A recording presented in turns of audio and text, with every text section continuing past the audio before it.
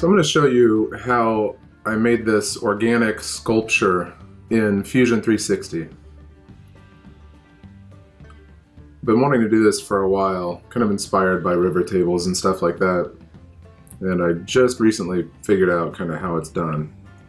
And this is a test. So I started by just drawing out a square to match some scrap that I had in my shop, just some pine or Douglas fir or something, I don't know, it's soft.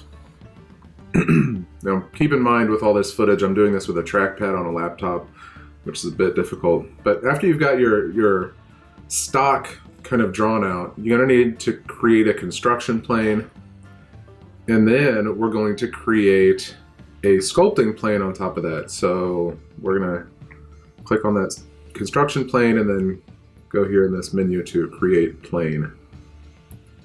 And then select that surface to work on.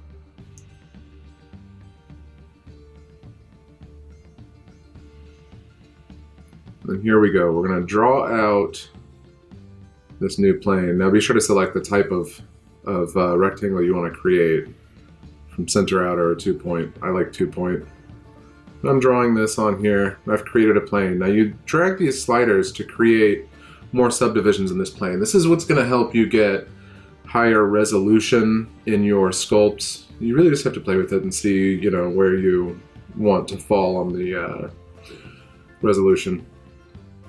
Once you have this here, you can actually modify this by several methods. You can select faces, you can select vertexes, and you can select edges. So you see here I've selected a couple faces, or a couple vertexes, and then a couple edges, and then once you have them selected, you can drag them around and you can see that it warps it smoothly.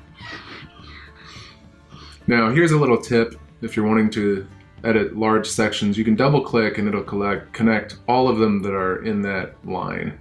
So here I'm modifying everything just from the top down. I'm modifying it just side to side. We'll get to vertical in a moment.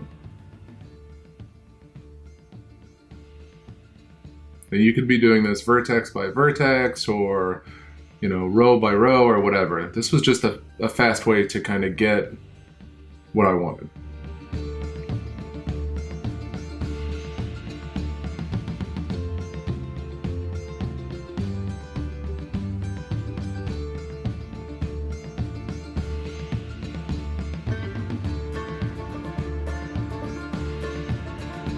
Now that I've edited everything kind of side to side, I'm going to start adding depth to it.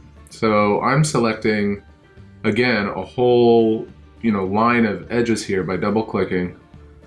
And then instead of just dragging it side to side, I'm going to shift my perspective and drag it vertically. And that's when we start to see this river shape come out of it, or ripple, or whatever you want to call it.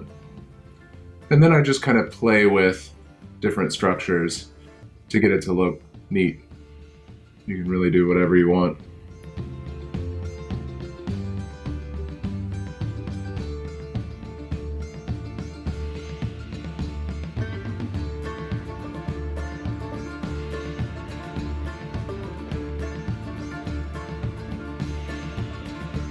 Then you click Finish so that we can go back and add this to our model. Select the top face of your stock, go up here,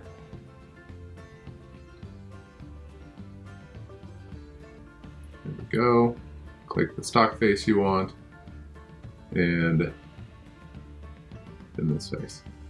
And now your stock, your block has had the face replaced with that.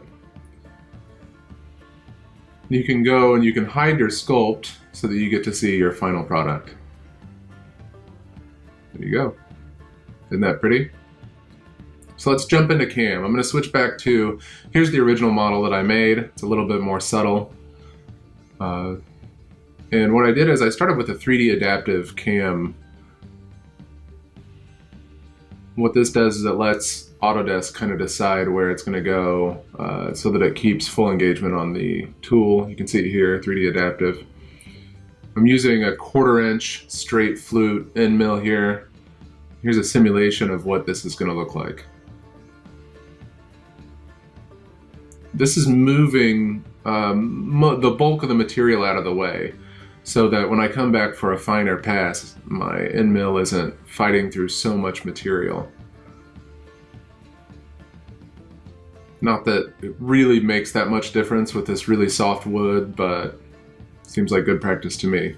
When I come back with a second pass, which is a round end mill, ball nose end mill, another 1/4 inch, and this is a parallel. The parallel is going to be at kind of a fine resolution, and it's just going to go back and forth along the surface, giving me a much, much smoother finish. So let's actually see this happen on some wood. This is the first pass. This is in real time. You can see it's doing a helix down into the wood nice and slow, and then it really picks up speed.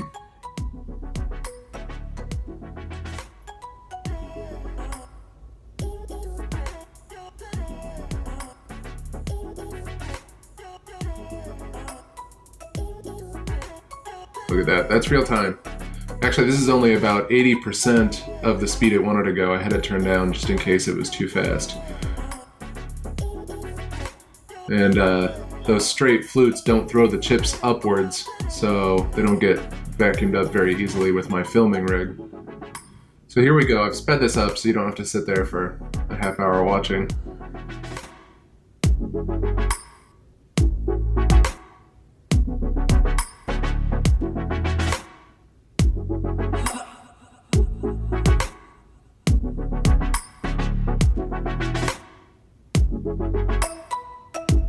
I really like the look of this in its rough pass. I should probably just leave it that way next time. So there's my second end mill, and here's that parallel pass. You can really see the difference here.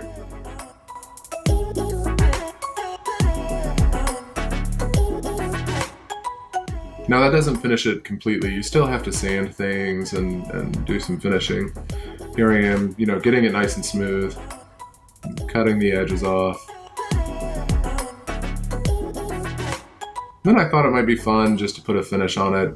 I had some black stain sitting around and some polyurethane, so there you go.